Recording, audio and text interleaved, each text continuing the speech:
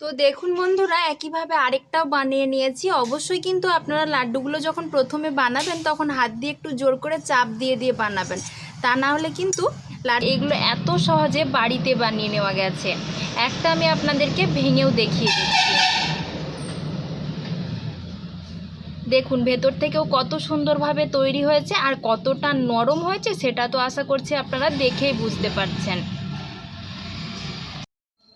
ভিডিওর শুরুতেই সবাইকে জানাই নববর্ষের অনেক অনেক শুভেচ্ছা। বড়দেরকে জানাই আমার প্রণাম, ছোটদেরকে জানাই অনেক অনেক ভালোবাসা। নতুন বছর সবার খুব ভালোভাবে কাটুক, আনন্দে কাটুক। বাঙালির যে কোনো উৎসব অনুষ্ঠান কিন্তু মিষ্টি ছাড়া একদমই অসম্পূর্ণ। আর আজ যেহেতু নববর্ষ, তাই আমি আজ বানাবো নববর্ষ স্পেশাল লাড্ডুর রেসিপি। মতিচুরের লাড্ডু কত সহজে আপনারাও দোকানের মতো লাড্ডু বাড়িতেই বানিয়ে নিতে পারবেন, সেটাই আমি আজকের পর্বে আপনাদেরকে দেখাবো। তাহলে চলুন দেরি না করে ঝটপট আমার আজকের এই লাড্ডুর রেসিপি শুরু করি। তার জন্য সবার প্রথমে আমি এরকম একটা চায়ের কাপ মাপ করে নিয়ে নিয়েছি 2 কাপ মতো বেসন। আপনারা চাইলে পরিমাণে আরেকটু বাড়িয়ে বা কমিয়েও নিতে পারেন। আর তার সাথে সামান্য 1 চিমটে লবণ দিয়ে দিচ্ছি। যে কোনো মিষ্টি জিনিসে লবণ অল্প একটু দিলে স্বাদটা ভালো হয়, তবে কোনোভাবেই যাতে লবণটা বেশি না হয়। এবার অল্প অল্প করে জল দিয়ে একটা মিডিয়াম ঘনত্বের ব্যাটার তৈরি করে নিতে হবে। আমি একসাথে সমস্ত জলটা না দিয়ে অল্প অল্প করে দিয়ে বানিয়ে নিচ্ছি। তো দেখুন বন্ধুরা, ব্যাটারের ঘনত্বটা কিন্তু খুব বেশি পাতলা হয়নি, আবার খুব বেশি কিন্তু গাঢ় করা যাবে না। এইভাবেই ব্যাটারটা বানিয়ে নিতে হবে আর একটু ভালোভাবে ফেটিয়ে নিতে হবে, তাহলে কিন্তু যে মিষ্টিটা বানাচ্ছি সেটা কিন্তু অনেক সুন্দর হবে। তো এইভাবেই আমি মিনিট 3 ভালো করে ফেটিয়ে নিচ্ছি। এবার এই বেসনটা ভেজে নেবার জন্য আমি এখানে অল্প কিছুটা সাদা তেল কড়াতে আগের থেকে গরম করতে বসিয়ে দিয়েছিলাম। তেল কিন্তু ভালোভাবে গরম হয়ে গেছে। এবার একটা চামচ নিয়ে অল্প অল্প করে ব্যাটার এভাবে দিয়ে আমি এই বেসনের বড়াগুলো প্রথমে ভেজে নেব। এইভাবে দিয়ে দিচ্ছি। আপনারা চাইলে অল্প তেলেও কিন্তু এগুলো ভেজে নিতে পারেন, তবে আমি এখানে ডিপ ফ্রাই করে নিচ্ছি। তো দেখুন আমার এখানে বেসনগুলো কিন্তু সুন্দরভাবে ভাজা হয়ে গেছে। এবার আমি তেলটা ঝরিয়ে নিয়ে তুলে নিচ্ছি। একই রকম করে কিন্তু আবারও আমি এক ব্যাচে বেসনের এই বড়াগুলো ভেজে নেব। তারপর এইভাবেই সব বেসনের বড়াগুলো কিন্তু প্রথমে ভেজে নিতে হবে। আবারও এভাবে অল্প অল্প করে ব্যাটার তেলের মধ্যে দিয়ে দিচ্ছি। এগুলো কোনো সমানভাবে শেপ দিয়ে বানাতে হবে এমন কিন্তু কোনো কথা নেই, যেমন হোক করে তেলের মধ্যে ভেজে নিলেই হবে।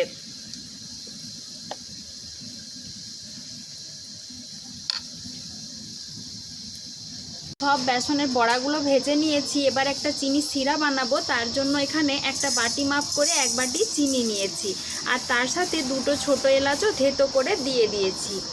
আর ওই চিনির সাথে দিয়ে দেব হাফ বাটি মতো জল, মানে যতটা চিনি নেবেন তার অর্ধেকটা কিন্তু জল নিতে হবে। এবার এই জল আর চিনিটাকে কিছুক্ষণ একটু ফুটিয়ে নেব। চিনি সিরাটা হতে থাকুক, ততক্ষণে আমি এদিকে বেসনের যে বড়াগুলো ভেজে রেখেছিলাম সেগুলো হাত দিয়ে একটু এভাবে টুকরো টুকরো করে নিচ্ছি। অবশ্যই কিন্তু এই কাজটা একটু ঠান্ডা করার পর করে নিতে হবে। একটা মিক্সির জার নিয়ে নিয়েছি, তার মধ্যে এই টুকরো করে রাখা বেসনগুলো নিয়ে নিচ্ছি। তারপর একদম মিহি করে গুঁড়ো করে নিয়ে ফিরে আসছি। তো দেখুন বন্ধুরা, আমি এই চিনি সিরাটার মধ্যে সামান্য একটু হলুদের গুঁড়ো দিয়ে দিচ্ছি। আপনারা চাইলে কিন্তু এখানে অল্প একটু ইয়েলো ফুড কালারও অ্যাড করতে পারেন বা না দিলেও দিতে পারেন, তবে আমি এখানে সামান্য একটু হলুদের গুঁড়ো দিয়েছি, কোনো রকম ফুড কালার ব্যবহার করিনি। আমার এখানে কিন্তু চিনি সিরাটা ঠিকঠাকভাবে তৈরি হয়ে গেছে। এখানে কোনো 1 তার বা 2 তারের সিরার দরকার হয় না, শুধু সিরাটা একটু চটচটে বানিয়ে নিলেই হবে। এই যে দেখুন হাতের মধ্যে চটচট করছে, এরকমভাবে বানিয়ে নিতে হবে। আর অন্যদিকে আমি যে বেসনটা গুঁড়ো করে নিয়ে একদম ফিরে এসেছি। এবার এটাই চিনি সিরার মধ্যে দিয়ে দেব।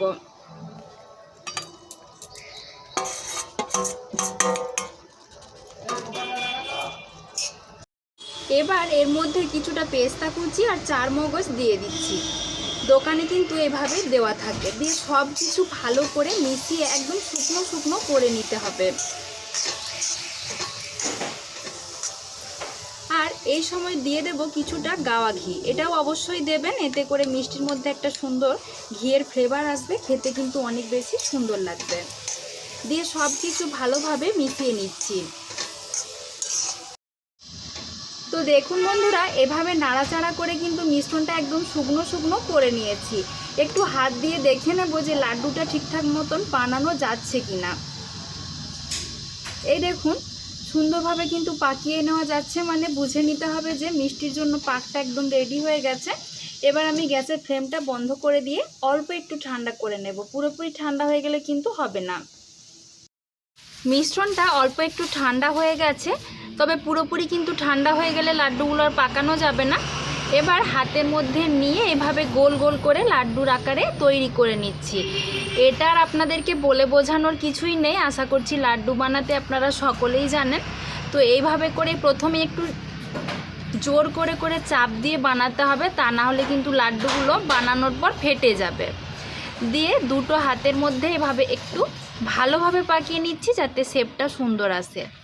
আর আগে কিন্তু আমি হাতের মধ্যে একটু ঘি লাগিয়ে নিয়েছিলাম। তো দেখুন একটা লাড্ডু আমার বানানো হয়ে গেছে, একইভাবে আবারও একটা লাড্ডু বানিয়ে আপনাদেরকে দেখিয়ে দিচ্ছি। তো দেখুন বন্ধুরা, একইভাবে আরেকটাও বানিয়ে নিয়েছি। অবশ্যই কিন্তু আপনারা লাড্ডুগুলো যখন প্রথমে বানাবেন তখন হাত দিয়ে একটু জোর করে চাপ দিয়ে দিয়ে বানাবেন, তা না হলে কিন্তু লাড্ডুগুলো ঠান্ডা হয়ে গেলে অনেক সময় ফেটে যেতে পারে। তো আমি প্রথমে এভাবে একটু চাপ দিয়ে বানিয়ে নিচ্ছি, তারপর দুটো হাতের সাহায্যে একটু গোল করে বলের মতো করে বানিয়ে নিচ্ছি। তো একইভাবে সব লাড্ডুগুলো প্রথমে বানিয়ে নিই, তারপর আপনাদেরকে দেখিয়ে দিচ্ছি। তো দেখুন বন্ধুরা, একইভাবে আমি সব লাড্ডুগুলো বানিয়ে নিয়েছি, আর লাড্ডুগুলো কতটা সুন্দর হয়েছে কেউ ধরতেই পারবে না যে এগুলো এত সহজে বাড়িতে বানিয়ে নেওয়া গেছে। একটা আমি আপনাদেরকে ভেঙেও দেখিয়ে দিচ্ছি। দেখুন ভেতর থেকেও কত সুন্দরভাবে তৈরি হয়েছে, আর কতটা নরম হয়েছে সেটা তো আশা করছি আপনারা দেখেই বুঝতে পারছেন।